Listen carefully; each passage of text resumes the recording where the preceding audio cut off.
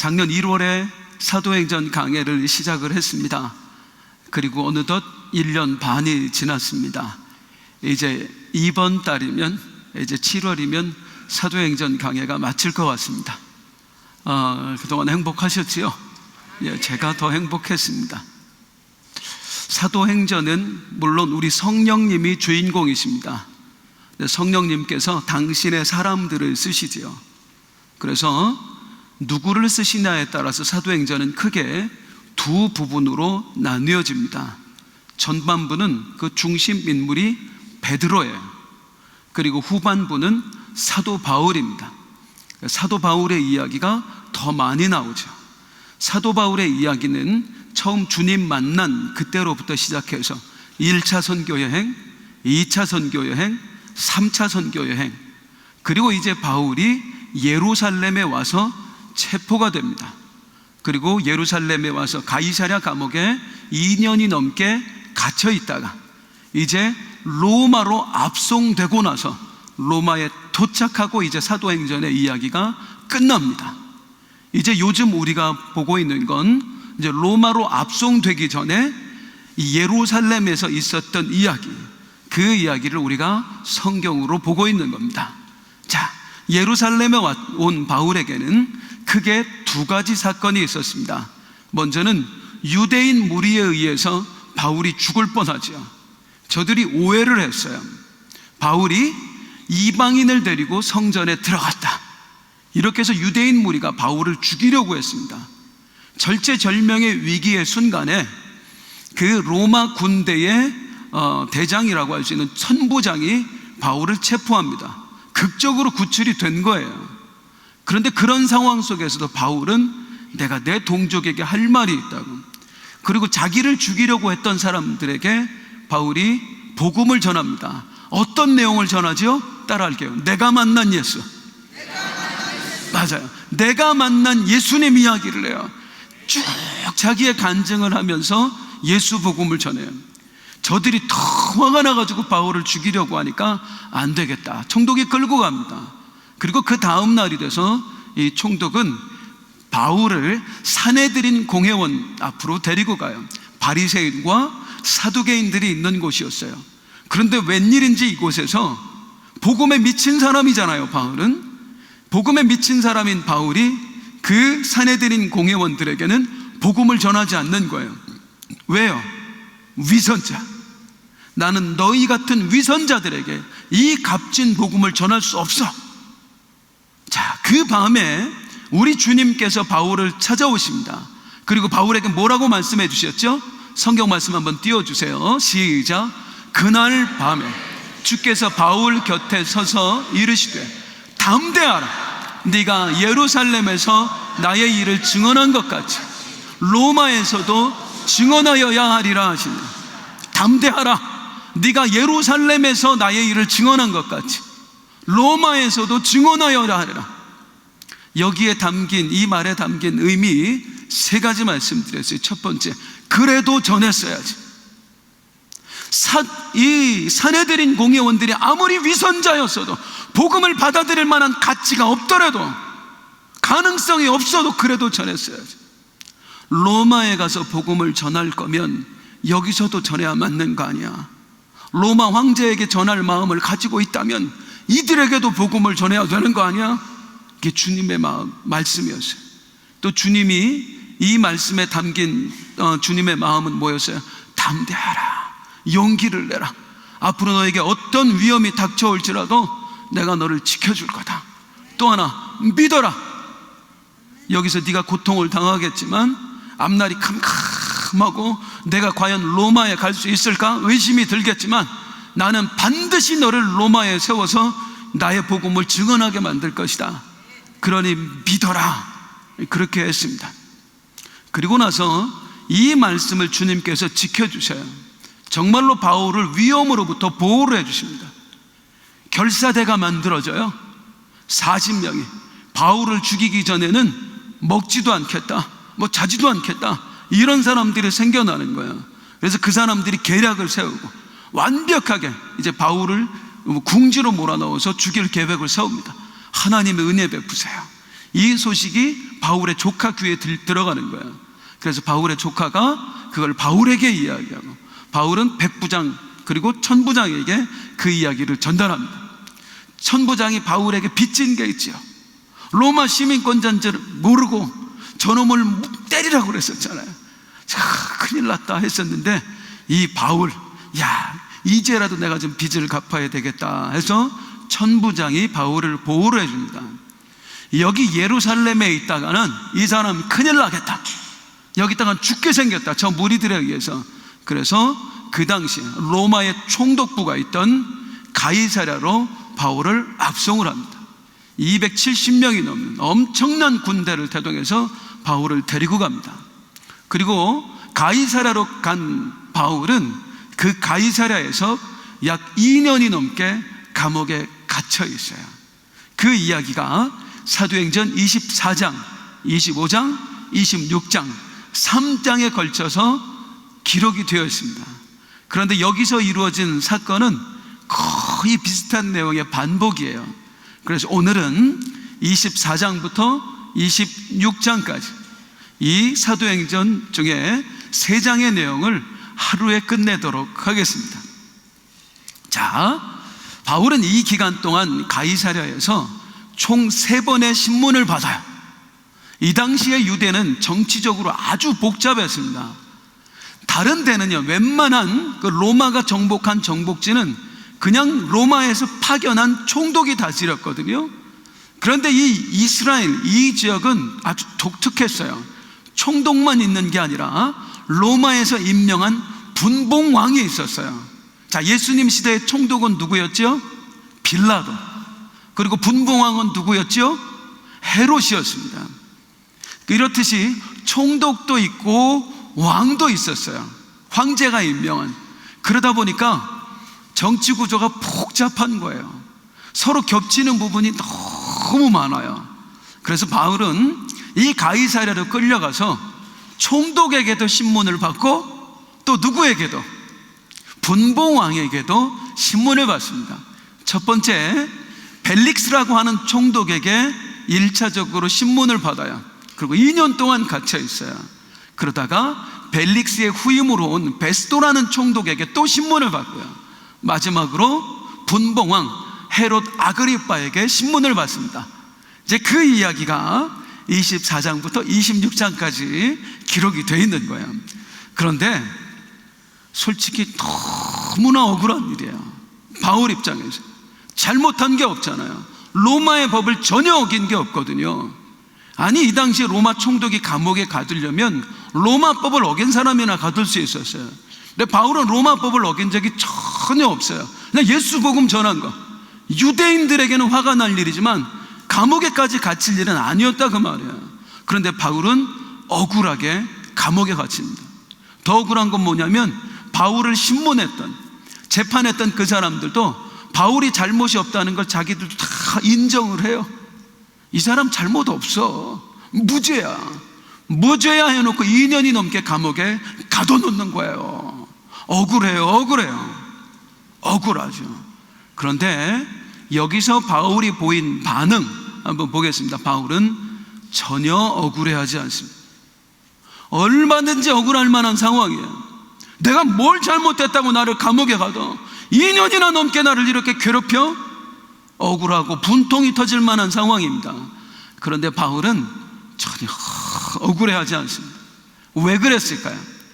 따라하겠습니다. 사명. 한 번 더, 사명. 바울은 이 감옥에 갇혀서 지내는 이 과정을 사명의 과정이라고 보았어요. 우리 주님께서 나에게 사명을 주셨다. 너는 땅끝까지 가서 복음을 전해라. 너는 로마에 가야 된다. 로마에 가서 황제 앞에서 내 복음을 전해야 된다. 그래, 나는 우리 주님의 명령대로 로마로 가야 돼. 그리고 땅끝까지 가서 복음을 전해야 돼. 그러려면 이 과정이 필요할 거야. 이 감옥에 있어야지만 내가 로마에 갈 수 있는 길이 열릴 거야.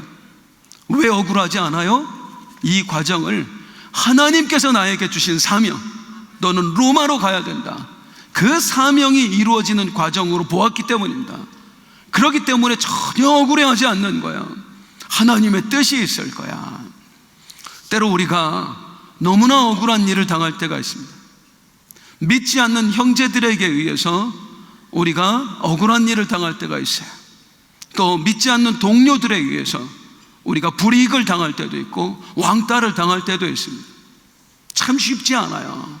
그런데 더 억울한 건 뭐냐면 믿는 사람들로부터 억울한 일을 당할 때, 내가 하지도 않은 말을 누가 했다고 하고, 내가 하지도 않은 행동을 누가 했다고 하고, 내가 한 행동을 곡해해서 남들에게 이야기하고, 그리고 사람들이 오해하고, 이럴 때 정말 억울합니다.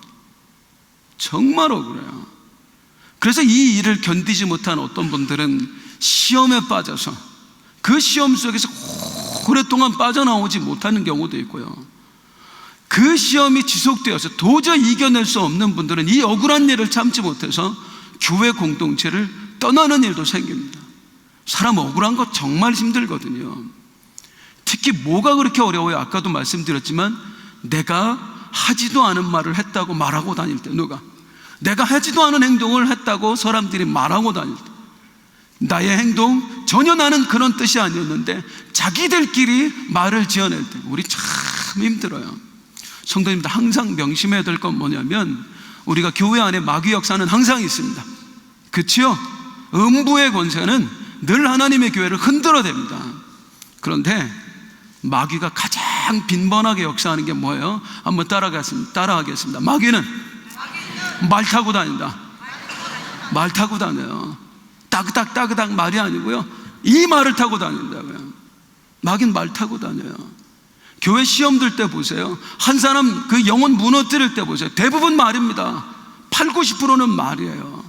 마귀 말 타고 다녀요.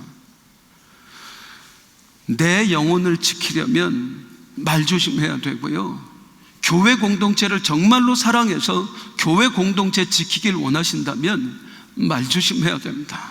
정말 말 조심해야 됩니다. 그래서요, 제가 부탁드립니다. 따라할게요. 안 본 건 말하지 말자. 내 눈으로 보지 않은 건 절대 말하지 마세요. 그리고 본 건 더 말하지 말자. 더 말하지 마세요. 봤다고, 내가 봤는데 하지 마세요. 힘든 일이에요.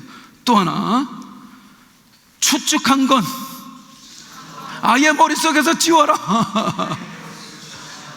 예, 안 본 건 말하지 마시고 본 건 더 말하지 마시고 추측한 건 머릿속에서 아예 지워버리세요. 왜냐? 내가 마귀의 도구가 될 수 있어요.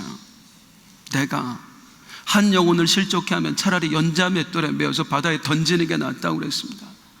교회 공동체 지켜내야 됩니다. 우리 하나님이 사랑하시는 공동체 지키는 가장 큰 방법, 내 입술을 거룩하게 만들자. 입술을 이번 한 주간 연습하는 거예요. 감사 받아들입니다. 수용합니다. 네, 그런 은혜 있길 주님의 이름으로 축복합니다. 그런데 억울한 상황에서 아무리 누가 나를 오해하고 남에 대해서 이야기를 해도 묵묵히 참아 견디는 사람이 있어요. 어떤 사람이죠? 사명이 확실한 사람입니다. 내가 뭘 해야 될지가 분명한 사람이에요. 이런 사람 쉽게 흔들리지 않아요. 여러분, 모세를 한번 보세요. 백성들이 얼마나 흔들어댔어요. 40년 동안 하여튼간 오해하고 욕하고. 모세 시험 들었다는 얘기 들어보셨어요? 모세는 시험 들 수가 없어요. 사명이 분명했거든요. 내가 이 백성들 이끌고 광야를 지나 가나안 앞까지 가야 된다. 이 사명이 있으니까 백성들의 말 따위에, 그 비난 따위에 흔들리지 않는 거예요. 다윗은 어떻습니까? 사울 왕이 수도 없이 죽이려고 했어요. 다윗이 사울 왕 때문에 우울증에 빠졌더라, 그런 얘기 들어보셨습니까? 완전히 절망했더라, 그런 얘기 들어보셨어요? 아닙니다. 시편 27편 한번 볼게요. 시작. 군대가 나를 대적하여 진칠지라도 내 마음이 두렵지 아니하. 전쟁이 일어나 나를 치료할지라도 나는 여전히 태어나리로다. 이 고백 다윗이 언제 한 줄 아세요? 광야의 동굴 안에서 했습니다. 억울하게 쫓겨와서 죽을 뻔한 위기 속에서 내가 왜 이런 원통한 일을 당해야 되느냐. 그런데 알아요. 군대가 나를 대적하여 진칠지라도 내 마음이 두렵지 아니하며 전쟁이 일어나 나를 치료할지라도 나는 여전히 태어나리로다. 왜 흔들리지 않습니까? 사명이 분명했거든요. 하나님께서 내가 너를 이스라엘의 왕으로 세웠다. 기름 부었어요. 이 백성을 나의 뜻대로 이끌어야 된다. 흔들릴 여력이 없는 거예요. 흔들릴 이유가 없는 거예요. 죄송합니다만 사실 목사도 많은 억울한 일을 당합니다. 어떤 분이 와가지고 목사님 그런 말씀 하셨다면서요? 제가요? 목사님 그런 거 하셨다고 그러던데. 아이고, 교회의 목사에 대해서 떠도는 얘기는 한 7, 80%는 그냥 루머라고 생각하시면 돼요. 제가 유재명 목사님 때 보고 배운 거예요. 성도님들이 하지도 않은 말 했다고, 하지도 않은 행동했다고. 솔직히 저도 억울할 때 있죠. 억울할 일이 없어요. 왜? 내가 억울해하면 교회가 흔들리거든요. 그 말에 제가 반응을 하면 교회 성도님들 어떻게 이끌어가냐. 저는 이 앞에서 말씀 전하고 성도님들에서 기도하면서 하나님 우리 성도님들 흔들리지 않게 하여 주옵소서. 믿음의 터 위에 서게 하여 주옵소서. 시험에 드는 일 없게 하시고 승리하게 하여 주옵소서. 그걸 전해야 될 사람이 시험에 들 여력이 어딨냐. 내가 무너지면 수천 명 우리 성도님들 무너진다. 이 사명이 있기 때문에 제가 저 자신을 이겨낼 수가 있는 거예요. 지켜낼 수가 있는 거예요. 성도님들 사명 앞에 확실히 서시기 바랍니다. 억울한 일을 당해도 흔들리지 않을 수가 있어요. 억울한 일을 안 당하려고 하지 말고 어떻게 하자? 사명을 확실하게 세우자. 자, 이 억울한 상황에서 바울의 놀라운 건 또 뭐냐면 이 상황을 복음 전도의 기회로 삼았다는 것입니다. 이때 바울을 보면 참 이해가 되지 않는 게 하나 있어요. 그게 뭐냐면 나중에 사도행전 25장에 가면 25장에 한번 가볼게요. 시작. 내가 가이사께 상소하노라.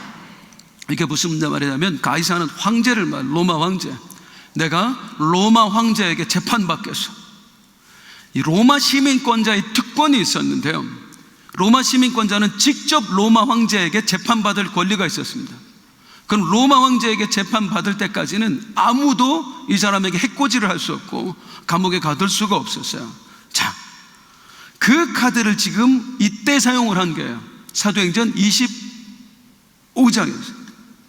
그런데 뭐가 이상하냐면 내가 로마 황제에게 상소하겠어, 로마에 가서 재판받겠어. 이 카드를 쓸 때요, 이미 바울은 감옥 안에서 2년이 넘게 있었습니다. 이미 2년이 넘게 있었어요.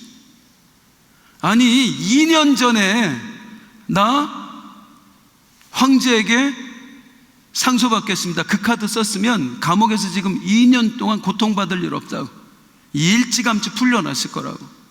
그런데 왜 바보같이 2년 동안이나 그냥 감옥에 갇혀 있었을까요? 이유가 있어요. 사도행전 24장 23절이에요 시작. 드루실라와 함께 와서 바울을 불러 감옥에 갇혀 있는 동안이요, 로마 총독인 벨릭스가 수시로 찾아와서 복음을 듣는 거예요. 수시로 찾아와서. 이것 때문에 그냥 갇혀 있는 겁니다. 이 벨릭스한테 복음을 전해야 되겠다, 이걸 이 감옥에 갇혀 있다라고 생각을 하지 않고 이 총독에게 내가 지금 복음 전할 기회를 만났다. 눈높이가 다른 거예요. 똑같은 어려움을 당해도 아이고 하나님이 나에게 왜 이런 어려움을 허락하셨을까를 생각하는 분이 있는가 하면 우리 하나님, 야 나에게 믿음을 보일 기회를 주셨구나, 우리 하나님을 증거할 기회를 주셨구나. 바울이 그런 사람이었어요. 그런데 참 안타까운 건 뭐냐면 사실은 벨릭스가 복음이 좋아서 들은 게 아닙니다. 다른 꿍꿍이가 있었습니다. 어떤 꿍꿍이냐면 24장 25절입니다 시작. 동시에 또 바울에게서 돈을 받을까 바라는 거 더 자주 불러 같이 이야기. 뭐 받으려고? 돈 받으려고. 이 벨릭스는 이미 알아봤을 거 아니에요. 바울이라는 놈이 도대체 예루살렘에 왜 왔냐 했더니 여기저기서 성금을 모아가지고 왔다는 거야. 예루살렘 교회 성도님들을 도와주기 위해서요. 벨릭스가 보니까 이놈이 돈이 많은가 보다, 돈이 많이 있는가 보다. 그래서 가둬놓고 2년 넘게 안 내보내요. 그래서 계속 괴롭히면 돈 많은 놈이니까 뒷돈이라도 주고 보석금이라도 주고 나가겠지. 그래서 그걸 받을 요량으로 안 내보내고 있는 거예요. 2년이나 넘게. 퀴즈. 바울이 이거 알았을까요? 이 꿍꿍이가 있다는 걸 알았을까요? 사도행전 누가 썼어요? 누가가 썼어요? 누가가 벨릭스한테 꿍꿍이 있다는 얘기를 누구한테 들었어요? 바울한테 들었어요. 바울한테 듣고 쓴 거예요. 누가가. 다 알고 있어요. 이 사람이 진짜 복음을 듣고 싶어서가 아니라 다른 꿍꿍이가 있는 거. 지금 나한테 와서 아유 사장님 저 다음 주부터 빛나교회 나가볼게요 하는 게 진짜로 우리 교회 다니고 싶어서가 아니라 계약 하나 딸라고 나한테 뭔가 좀 도움을 바라고 하는 일인지 다 안다고요. 바울도 안다고요. 그런데도 바울은 그냥 전해요. 왜요? 우리 예수님이 말씀하셨잖아요. 우리 예수님이 사내들인 공회원들한테 저 위선자들에게 내가 무슨 복음을 전하는가 하고 입을 다물고 있을 때 우리 예수님 뭐라고 하셨어요? 네가 예루살렘에서 나의 일을 증언한 것 같이 로마에서도 그리하여야 하리라. 로마에서 전할 거면 여기서도 전해야지. 바울의 대단한 건 뭐냐면 그 주님의 말씀을 듣고 간직한다는 겁니다. 그리고 그대로 행한다는 겁니다. 우리는 말씀 듣고 그냥 지나쳐버려요. 말씀은 말씀이고 삶은 삶이고 이럴 때가 너무나 많은데 바울은 아니에요. 그래도 전했어야지. 이 주님의 말씀을 지키기 위해서 꿍꿍이를 알면서도 그 감옥에서 2년이 넘게 같이 있으면서 벨릭스에게 또 전하고 이게 바울이었어요. 사랑하는 성도님들, 능력은 어디서 나옵니까? 따라서 하겠습니다. 순종에서 나와요. 말씀 듣고 순종할 때 능력이 나오는 거예요. 말씀이 능력이라고 그러죠. 말씀을 듣는 게 능력이 아니에요. 들은 말씀을 행하는 게 능력이에요. 그리고 들은 말씀을 행할 때 능력이 나타나는 줄로 믿습니다. 바울, 그래도 전해야지. 정말 그대로 했습니다. 그래도 전했습니다. 그리고 이 3차 신문을 받는 과정 동안 열심히 전해요. 열심히. 자, 먼저 벨릭스 총독에게 신문 받을 때 그 장면들을 잠깐 볼게요. 시작. 그들이 기다리는 바 하나님께 향한 소망을 나도 가졌으니 곧 의인과 악인의 부활이 있으리라 하미니이다. 벨릭스 총독에게 전한 복음이에요. 이제는 베스도 총독과 아그리빠 왕이 함께 있는 자리에서 전했던 복음이에요. 시작. 하나님의 도우심을 받아 내가 오늘까지 서서 높고 낮은 사람 앞에서 증언하는 것은 선지자들과 모세가 반드시 되리라고 말한 것밖에 없습니다. 곧 그리스도가 고난을 받으실 것, 죽은 자 가운데서 먼저 살아나서 이스라엘과 이방인들에게 빛을 전하시리라. 아멘이다. 아니라 우리 주님 살아나셨습니다. 그 복음을 끊임없이 듣든지 아니 듣든지. 왜? 그래도 전해야지. 이 말씀 때문에. 우리 한 번만 같이 해봐요, 성도님들. 그래도 전해야지. 실천하는 거예요. 이 바울이 어떻게 됩니까? 훗날 로마 황제 앞에 가서 했다가 네로 황제에게 사형을 언도받습니다. 사형을 언도받고 감옥에 갇혀요. 그 감옥에서 이제 얼마 있으면 목이 잘려 죽게 돼요. 그 사이에 자신의 양아들 제자인 디모데에게 편지를 씁니다. 그 디모데에게 뭐라고 마지막에만 남겼는가? 디모데후서 4장 2절입니다. 시작.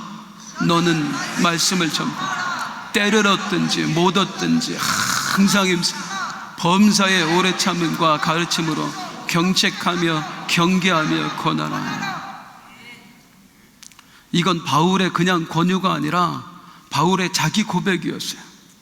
내가 이렇게 살았으니 너도 그렇게 살아야 된다는 자기 고백이고 간증이었어요. 바울이 만약에 그대로 선별해서 유대인들에게 전하고 산헤드린 공회원들한테는 안 전하고, 이런 사람이었으면 때를 얻든지 못 얻든지 이 말 자신 있게 못해요.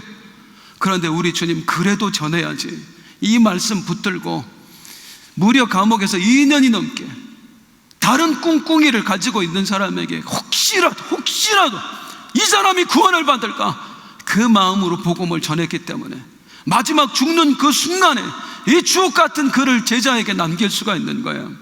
사랑하는 여러분, 우리 자식들에게 믿음의 교육을 하기를 원하십니까? 또 다른 성도들에게 권면하기를 원하십니까? 먼저 믿음으로 사시길 바랍니다. 믿음을 보여주시기 바랍니다. 그럴 때 내 말에 힘이 있는 거예요. 그럴 때 내 말에 있는 거예요. 아들아 봤잖아, 딸아 봤잖아, 아빠 엄마가 얼마나 믿음으로 몸부림치는지 봤잖아. 그리고 하나님께서 우리에게 역사하시는 거 봤잖아. 하나님 살아계셔. 하나님 살아계셔. 이때 자식의 마음이 움직여줄 수 있는 거예요. 지금 끊임없이 그 과정을 쌓아갈 수 있기를. 혹시 자식이 아직 돌아오지 않더라도 그 과정을 내가 지금 자식들에게 남겨줄 것, 보여줄 것, 쌓아가는 과정이다, 그렇게 믿을 수 있길 또 한 번 주님의 이름으로 축복합니다. 대단해요. 바울 참 감사해요. 원래 바울은 이런 사람 아니었어요. 자기가 선별해서 전하는 사람이었어요. 누가 하셨어요? 주님이 하셨어요. 주님이 이 바울을 만들어내셨어요. 따라합니다. 주님이 하셨습니다. 주님이 하셨어요. 그 주님 우리도 만들어내실 줄로 믿습니다. 그러면 이렇게 바울이 열심히 예수님 명령에 따라서 복음을 전했을 때 그 복음을 전해 들은 사람들은 어떤 반응을 보였을까요? 이제 한번 보겠습니다. 먼저 벨릭스 총독입니다. 벨릭스 총독은요, 놀랍게도 이미 바울이 복음을 전하기 전에 예수 복음을 알고 있었어요. 자, 사도행전 24장 21절 볼게요. 시작. 벨릭스가 이 도에 관한 것을 더 자세히 잘 알았어요. 예수님에 대해서. 벨릭스가 어떻게 알았을까요? 로마 사람이. 이유가 있습니다. 사도행전 24장 23절입니다. 시작. 수일 후에 벨릭스가 그 안에 유대 여자 드루실라와 함께 와서 바울을 불러 그리스도 예수 믿는 도를 듣고, 아내가 유대인이었는데 이 아내 때문에 예수님에 대해서 알게 된 거예요. 그래서 아내가 바울이 왔다는 얘기를 듣고 남편을 꼬셔서 우리 바울 선생한테 갑시다, 그분이 전해주는 이야기 한번 들읍시다. 그렇게 해서 이제 수시로 온 거야. 그런데 마음에는 뭘 가지고? 다른 꿍꿍이, 돈이라도 한번 받아보려고 간 거예요. 그런데 그 아내와 함께 온 벨릭스에게 바울이 막 복음을 전했더니 벨릭스에게 놀라운 일이 일어납니다. 보십시오. 사도행전 24장 24절이에요. 시작. 바울이 의와 절제와 장차 오는 심판을 강론해 벨릭스가 두려워요. 할렐루야. 두려워요. 두려움이 확 찾아오는 거예요. 심판의 때가 온다는 말에 두려움이 찾아오는 거예요. 어떡하지? 그 심판의 때가 오면 어떡하지? 저는 사실 좀 마음이 여린 편이에요. 그래서 제가 누구에게 권면할 때도 강하게 잘 못합니다. 근데 저희 아내는 저랑 좀 달라요. 강하게 해요, 이 사람. 그래서 막 지옥 간다고 막 그렇게 해버려요. 그러니까 자기 동생, 예전에 예수 믿다가 안 믿는 동생한테 너 그러면 지옥 간다고 전화해가지고 막 그러니까 언니 무서워, 언니 무서워. 친구들한테도 막 너 그렇게 엉터리로 믿으면 너 하나님 나라 못 가. 막 이렇게 무섭다고 그래요. 무섭다고. 지금 그 무서움이 복음을 통해서 벨릭스 마음에 들어온 거예요. 퀴즈. 누가 주신 두려움이에요? 성령님이 주신 두려움이에요? 성령님이 주신 두려움이에요? 성령님이 주신 두려움이에요. 성령님이 말세에 대한 두려움을 주셨어요. 나 이대로 큰일 나겠는데. 2년 동안 복음을 들으면서. 그런데 안타까운 건 벨릭스는 끝내 복음을 거부합니다. 이유가 뭔지 한번 볼게요. 사도행전 24장 25절에서 26절이에요. 시작. 동시에 또 바울에게서 돈을 받을까 바라는데 더 자주 불러 같이 이야기하더라. 이태같이 난 후 보르기오 베스도가 벨릭스의 소임을 이어받아 벨릭스가 유대인의 마음을 얻고자 하여 바울을 두 가지 이유였습니다. 처음에는 아까 말씀드린 것, 돈. 또 하나는 유대인의 마음을 얻고자. 뭐냐면 유대인이 바울을 미워하잖아요. 바울을 미워하니까 그 유대인의 환심을 살려고 바울을 안 풀어주는 거예요. 이 두 가지. 욕망입니다. 돈에 대한 욕망, 사람들에게 인정받고 권력을 유지하고자 하는 욕망, 이 욕망이 탁 마음을 채우니까 복음을 통해서 성령님이 두려움을 심어줬는데 끝까지 안 받아들여요. 두려움보다 뭐가 더 큰 거예요? 욕망이 더 큰 거예요. 그리고 복음을 걷어차버려요. 얼마나 안타깝습니까? 성령이 이 말세가 믿어지게 했단 말이에요. 최후의 심판이 생생하게 느껴지게 했단 말이에요. 그래서 마음에 두려움이 찾아왔다고요. 그런데 그 두려움을 욕망이 몰아내요. 욕망이라는 게 이렇게 무섭습니다. 이렇게 무서워요. 끊임없이 주님 우리가 욕심과 싸우라고 그러잖아요. 욕망을 가지고 예배에 참석하고 말씀을 들으면 안 들어옵니다. 복음 절대로 안 심겨집니다. 그래서 우리 하나님이 끊임없이 우리를 그 욕망을 깨부수는 거예요. 환난과 고난을 통해서. 환난과, 그래야 복음이 심겨지니까, 그래야 믿음을 가질 수가 있으니까. 자, 벨릭스는 이렇게 아웃. 두 번째 사람, 벨릭스의 후임으로 베스도가 왔습니다. 베스도에게 바울이 복음을 전했어요. 그랬더니 베스도가 보인 반응 한번 보겠습니다. 26장 24절입니다 시작. 바울이 이같이 변명하니 베스도가 크게 소리내어 바울아, 네가 미쳤도다. 네 많은 학문이 너를 미치게 한다. 너 미쳤구나. 야, 이 미친놈아, 무슨 신이 사람이 돼서 와. 아까 부활 전했잖아요. 바울이 우리 주님 부활하셨다. 죽은 사람이 어떻게 살아나? 상식적으로 그렇게 말이 돼? 베스도는 자기 상식으로 복음을 판단해요. 그리고 전혀 받아들이지 않아요. 이해되지요? 예, 자기 상식이 안 맞는데 어떻게 받아들일 거예요? 그런데 참 기가 막힌 일이 있습니다, 여러분. 로마 사람이잖아요. 로마 사람. 이 로마 사람들이 뭐 믿는지 아세요? 그리스 로마 신화예요. 바다의 신 포세이돈, 전쟁의 신 아테네, 태양의 신 아폴론, 다산의 신 아르테미스, 그런 신들 믿어요. 그리고 전쟁이 터질 것 같으면 아테네 신전에 가서 비나이다, 비나이다. 온갖 재물 바치고 자기 재산 같이 다 바쳐가면서 비나이다, 비나이다. 자식이 필요하면 아르테미스한테 가서 비나이다, 비나이다. 항해를 하려고 치면 그냥 배를 띄우는 게 아니라 포세이돈 신전에 가서 비나이다, 비나이다. 그건 믿어. 그건 믿는데요, 하나님 이야기, 예수님 이야기는 허무맹랑하다고 그래요. 뭐가 더 허무맹랑하냐? 그런데 이 이야기는 자기들이 어렸을 때부터 들어왔던 거야. 태어나는 순간부터 엄마한테 제우스가 있고 포세이돈이 있고 아폴론이 있고 아테네가 있고 막 이런 얘기를 계속 들으니까 그게 어느 날 상식이 되어버려요. 이건 당연히 진리인 것 같아. 그리고 여기에서 벗어나는 거는 비진리, 비상식, 받아들이질 않는 겁니다. 무슨 하나님, 무슨 예수님, 사람, 신이 어떻게 사람이 돼? 지들이 믿는 신들은 더 웃긴데요. 신들이 무슨 바람도 피고 그러는데 그런 건 다 믿는데 이 이야기를 얼마나 한심합니까? 이들만 그렇습니까? 오늘날 똑같습니다. 예수가 어딨냐고, 그게 과학적으로 말이나 되느냐고, 그게 상식적이냐고 하는 사람들, 그 대단한 정치가들, 권력가들, 재력가들, 무슨 일 생기면 누구 찾아가요? 무당 찾아가요. 무당한테 찾아가서 점 좀 쳐달래.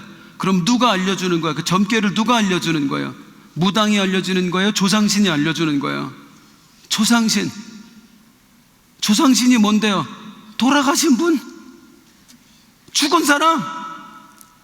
아니, 죽은 사람이, 여러분, 살아있을 때도 없던 능력이 죽는다고 뭐가 생기겠습니까?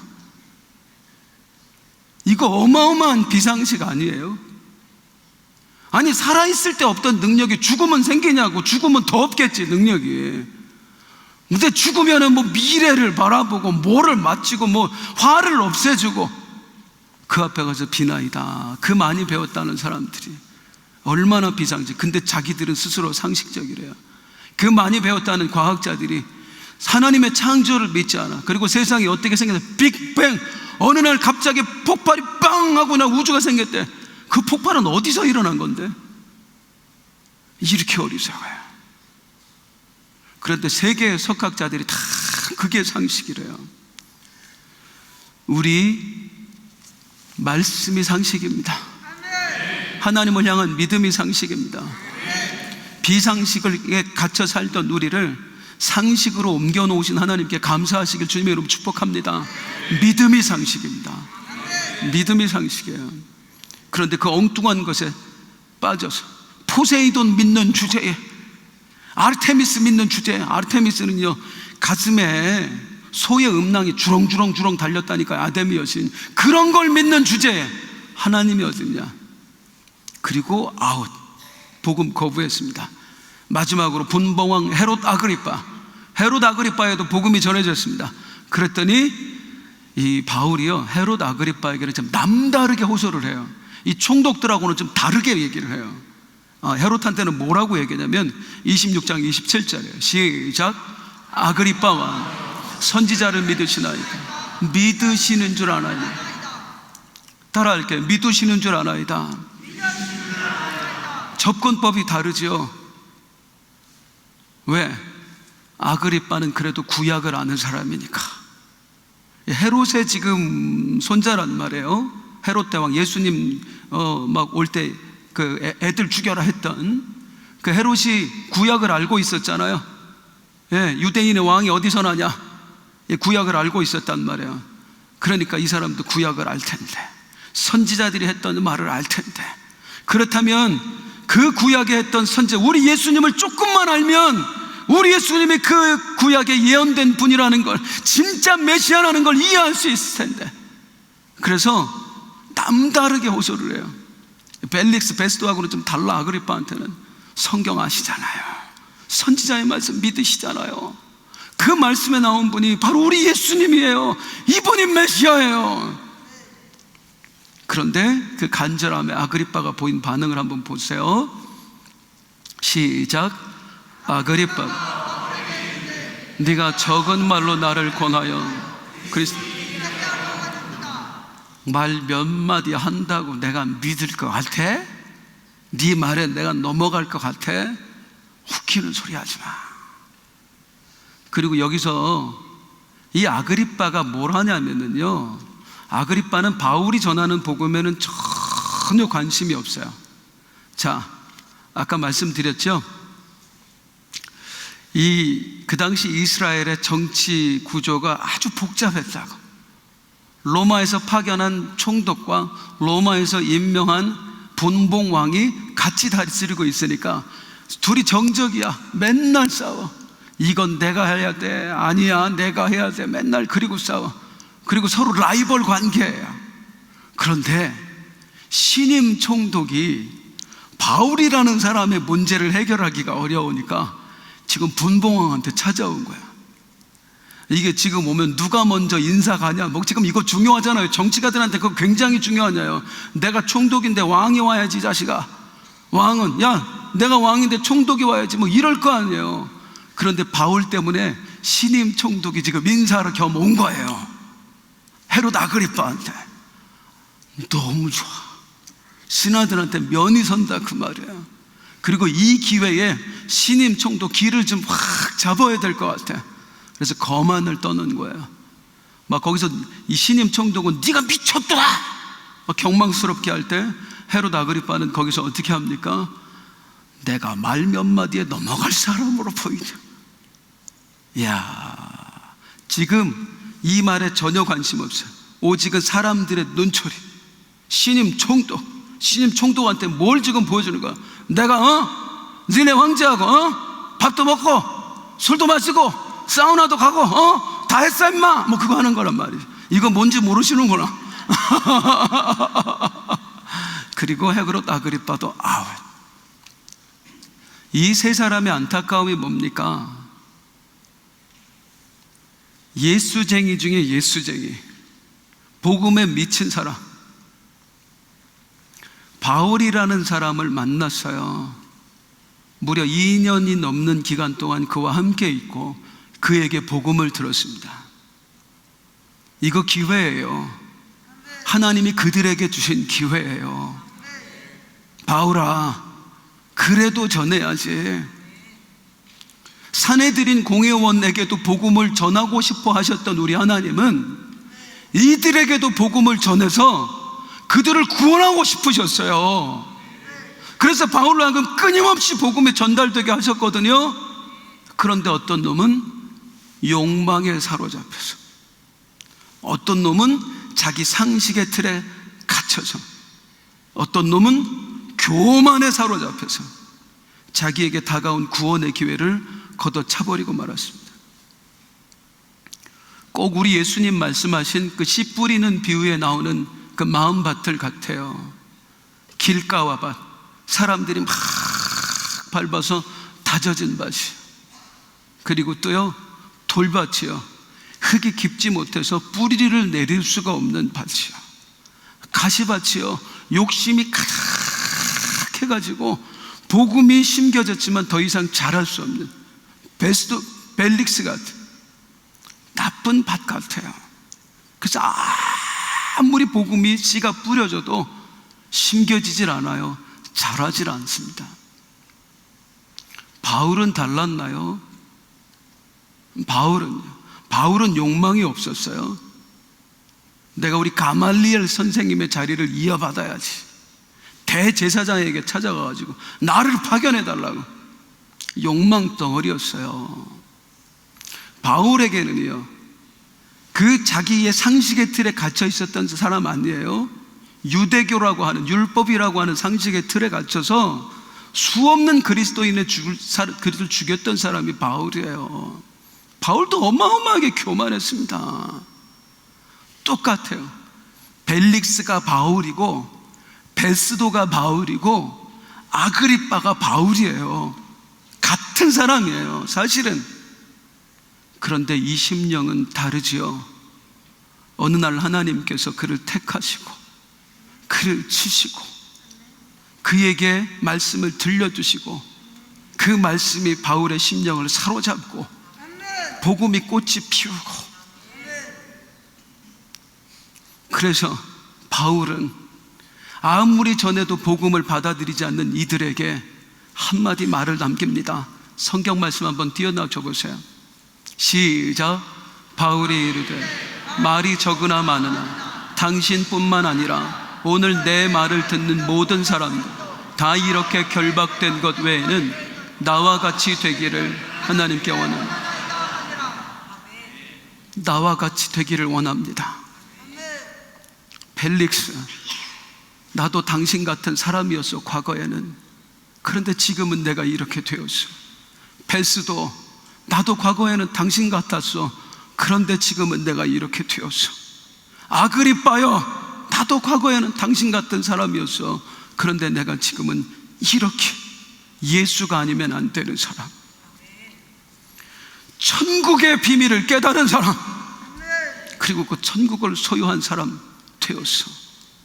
당신들 제발 나와 같이 되기를 원합니다. 어쩌면 바울에게 임한 은혜가 동일하게 우리에게도 임하지 않았습니까? 우리도 욕망 덩어리였고, 우리도 내 상식의 틀에 갇혀 살았고, 우리도 교만이 하늘을 찌르고 있었고요. 우리도 나쁜 밭이었잖아요. 길가와 밭고 돌짝밭과 같고 가시밭과 같고. 그런데 농부 되신 우리 하나님, 이 몹쓸밭을 어느 날 탁 선택을 하시더니 내가 널 좋은 밭 만들어야 되겠다.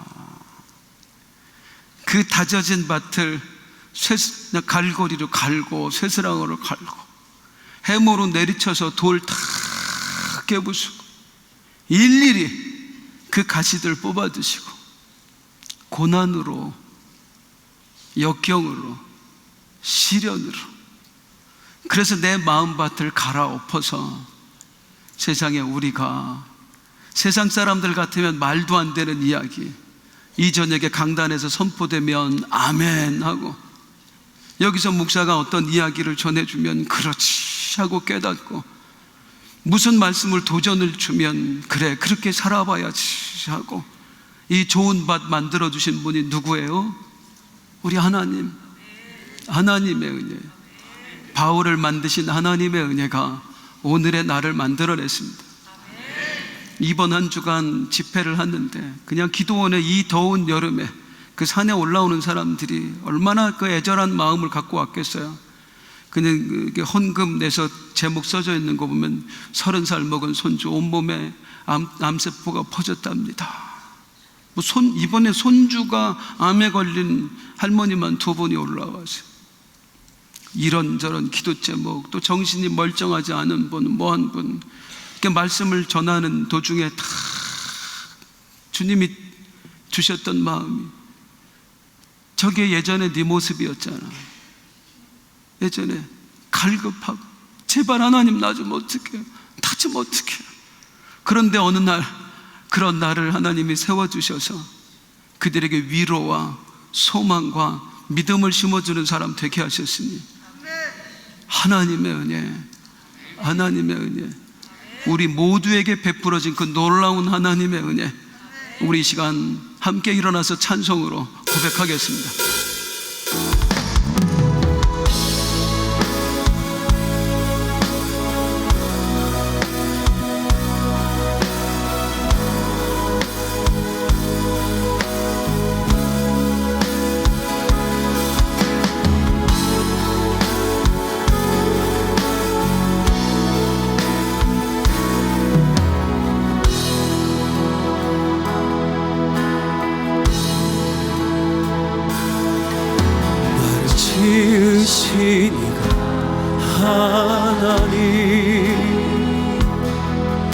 나를 부르시니가 하나님, 나를 보내시니도 하나님, 나의 나 된 것은 다 하나님 은혜라.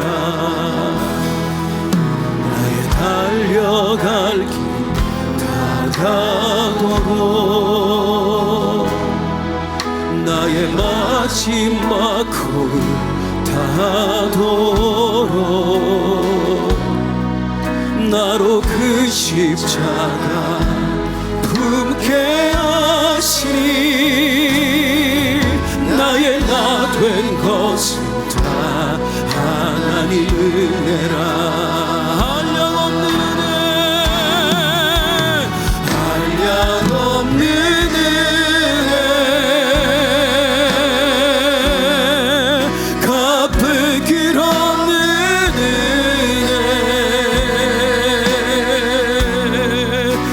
삶을 애워싸는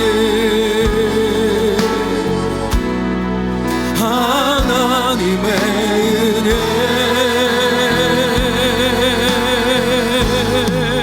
나 주저함 없이 그 땅을 밟음도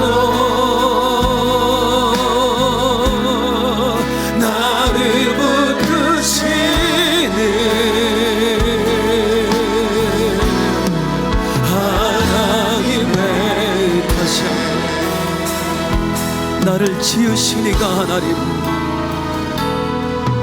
나를 지으시니가 하나님,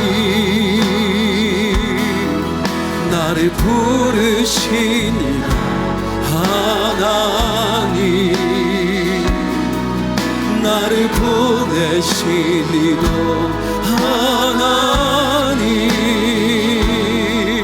나의 나 된 것은 하나님 은혜라.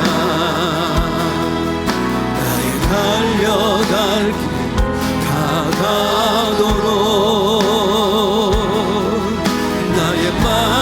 마지막 골 닿도록 나도 그 십자가 품게 하시니